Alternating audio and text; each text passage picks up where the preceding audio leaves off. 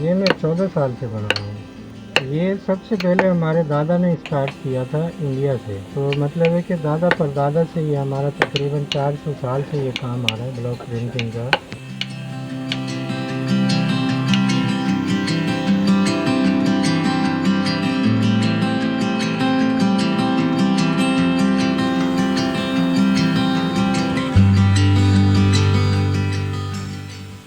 मतलब इसमें सूट आ जाते हैं, बेडशीटें आ जाती हैं, हर तरह के ड्रेसेस तैयार करते हैं, एम्ब्रॉयडरी वाले और खानदानी वाले और जरी वाले, सब मतलब डिज़ाइनिंग तैयार होती है हमारे पास। वो तो जो है ना, वेडिंग ड्रेस जो तैयार होते हैं वो मतलब है कि 50 से स्टार्ट होते हैं और 1.5 2 लाख रुपए तक के तैयार होते हैं वो ड्रेस, जो वेडिंग दुल्हन ड्रेस होते हैं।